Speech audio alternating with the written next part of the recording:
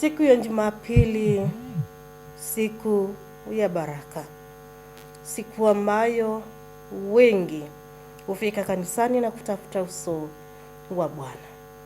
Basi kwa asubuhi ya leo ninakualika katika hili kanisa ambalo linajulikana kama Manyunyu ya Baraka, ili tukaweza kupokea baraka za Mwenyezi Mungu kutokana na neno ambalo tunaletewa na mtumishi wake, sio mwingine mbali ni Reverend Ruth Sami, nikitumai kwamba yale yote ambayo Mungu ameweza na kumwandaa nayo kwa siku ya leo kwa sababu yetu, tutaweza na kupokea na tutaweza na kubarikiwa. Basi karibu tubarikiwe kwa pamoja. Basi ndugu zangu na dada zangu, Wakristo wapendwa, hivyo na hata wasio Wakristo, na waamkua katika jina la Yesu Kristo, mahali popote mliko, hamjambo nami si jambo. Ninawakaribisha kwa siku ya saba ambayo ni siku ya Jumapili. Kishukuru Mungu maana tangia Jumatatu tuliweza kuwa pamoja hadi wakati huu. Basi nashukuru Mungu kwa hayo. Basi tuweze kusoma neno la Mungu katika kitabu cha Matendo ya Mitume sura ya 16. Nitaweza kusoma mstari wa 25 na mpaka 28, na nisome tena 30 na 31. Basi neno linasema hivi, nikisoma katika jina la Yesu Kristo. Lakini panapo usiku wa manane, Paulo na Sila walikuwa wakimwomba Mungu na kumwimbia nyimbo za kumsifu, na wafungwa wengine walikuwa wakiwasikiliza. Ghafla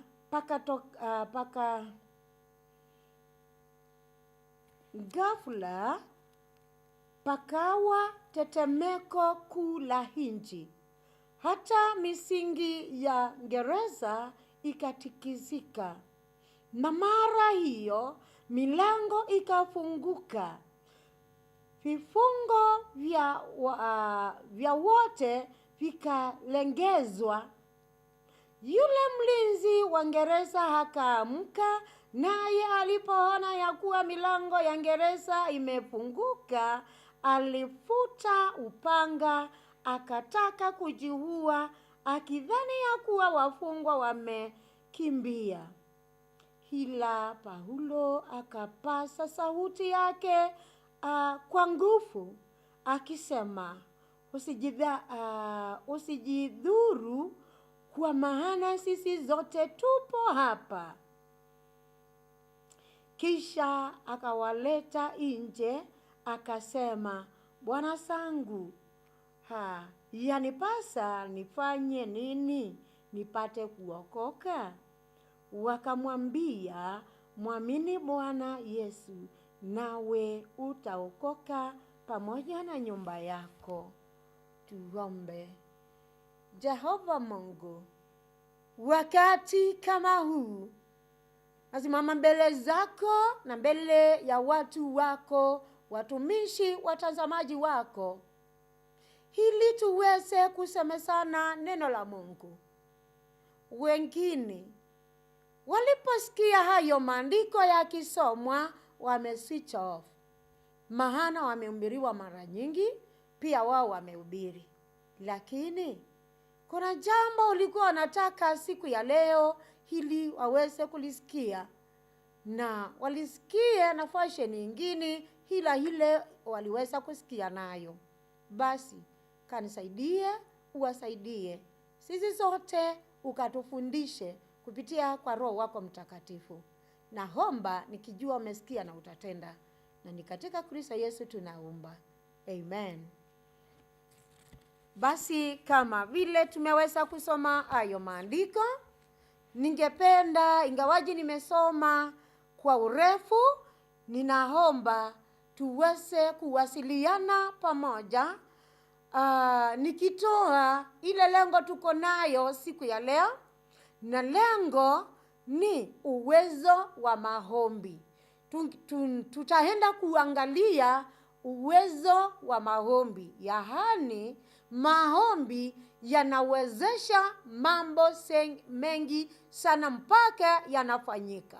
Kwa hivyo tunapoangalia hawa watumishi wa Mungu Paulo na Sila, ambao ndio walikuwa hapa wakiomba na wakiimba, Paulo na Sila waliweza kuwa wakihubiri, na wakihubiri walikuwa wanabatiza watu.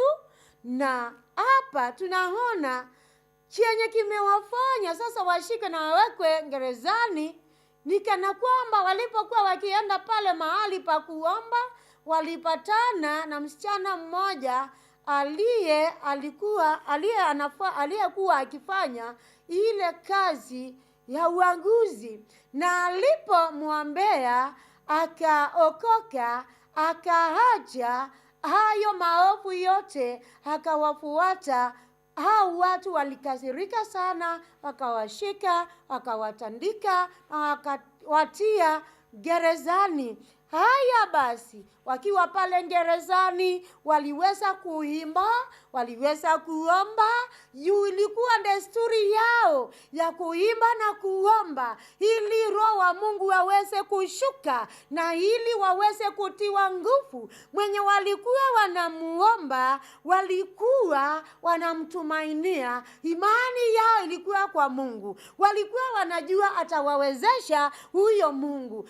Ndio sababu walimtumainia, na walijua at long last atawatia nguvu za kuhubiri, atawatia nguvu hata za kufanya miujiza ya kuponya watu, na kama vile amefanya pale. Kwa hivyo watumishi wa Mungu, tunaona kama Wakristo kuna funzo kubwa mahali pale. Sisi tunapaswa kuomba maombi ambao yanashirikiana na maombi kuimba. Kwa hivyo inamaanisha tunapoomba inatubidi tuombe, tushushe uwepo wa Mungu na mapepo yaweze kuondoka na Roho wa Mungu aweze kutamalaki mahali pale, na tupate breakthrough kwetu na Mungu wetu. Kwa hivyo maombi, ujue na nijue,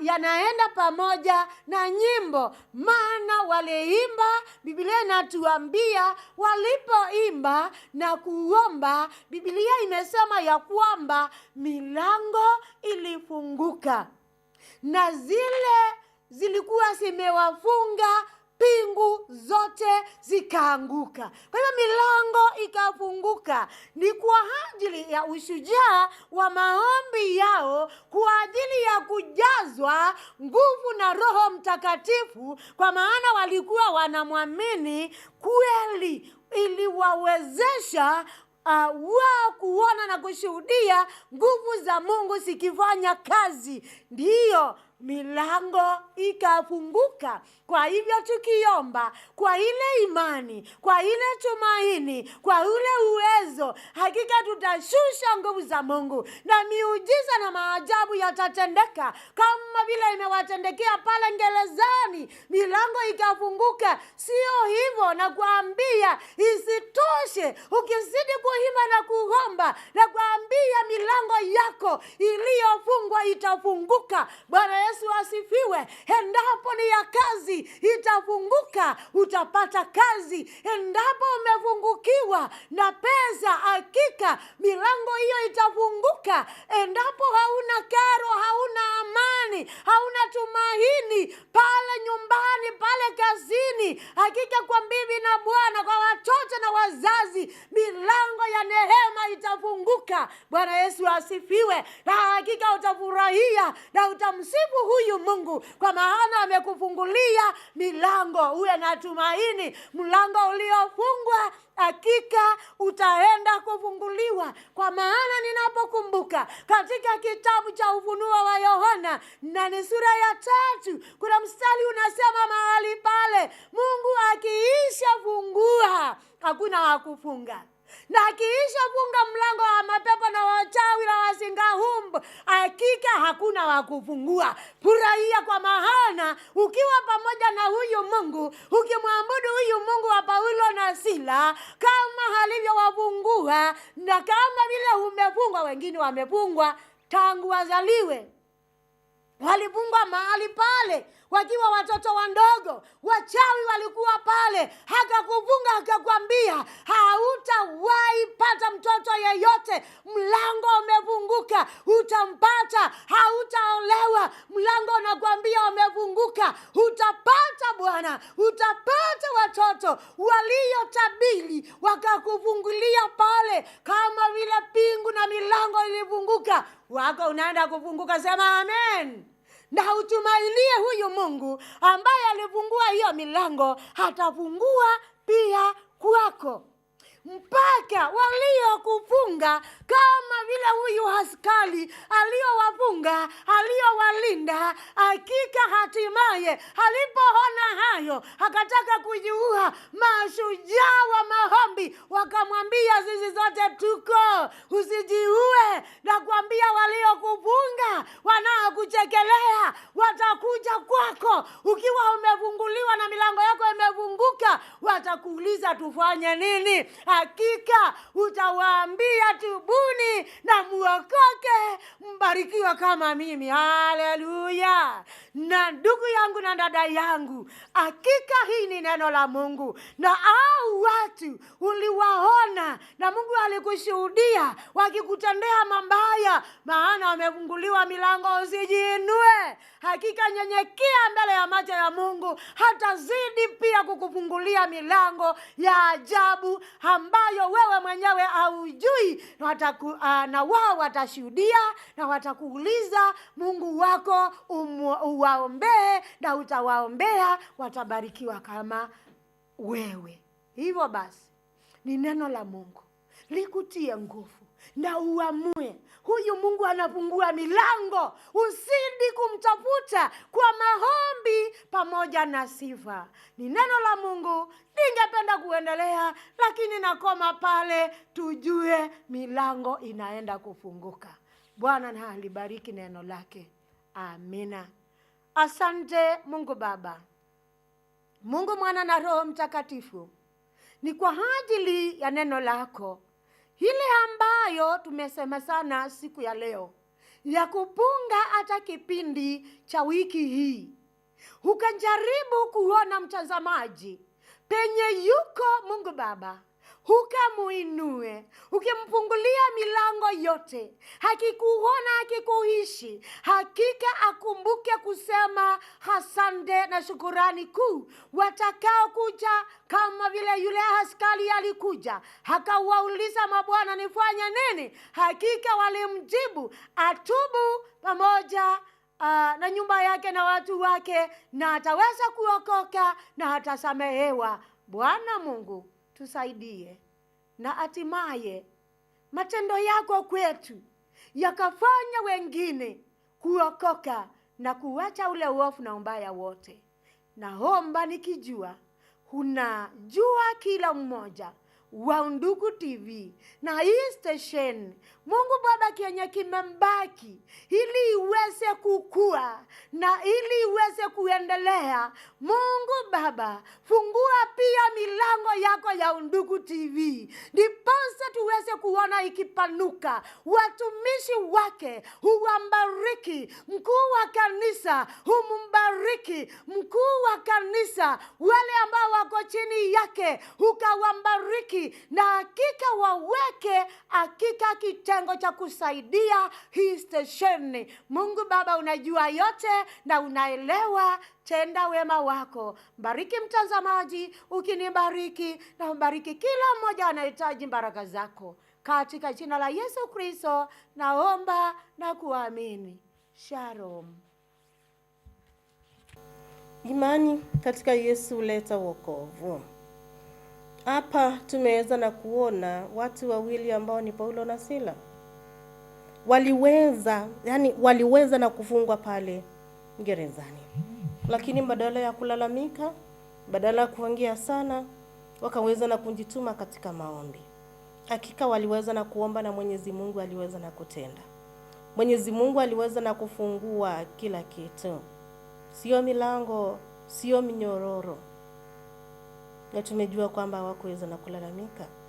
Hili linatuonyesha na linatufundisha kwamba wakati mwingi, wakati ambapo tunapitia katika majaribu, katika changamoto, tundumu katika maombi, huo sio wakati wa kulalamika na kuona kwamba mimi nimeachiliwa, mimi ni kama Mungu anipendi, hakika nimemfanyia Mungu kazi sana, ninaweza nikaacha kama ninapitia haya. Hapana.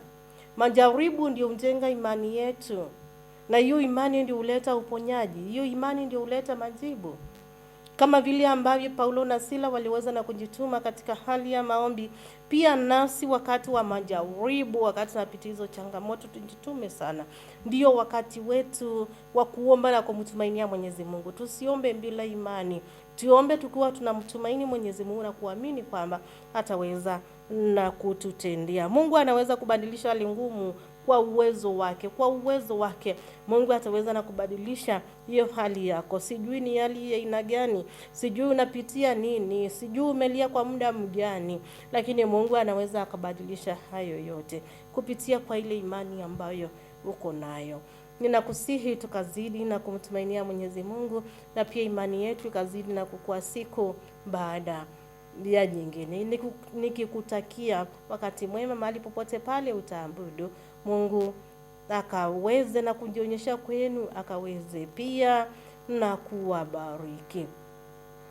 Na pia kwa watumishi wote wa Mwenyezi Mungu ambao wataweza na kuhudumia kanisa lake, Mungu akawatumie Roho wake Mtakatifu akawe mwalimu kwenu. Nimekuwa wenu Reverend Lucy Michael, nikiwatakia wakati mwema na Mungu akawakumbuke.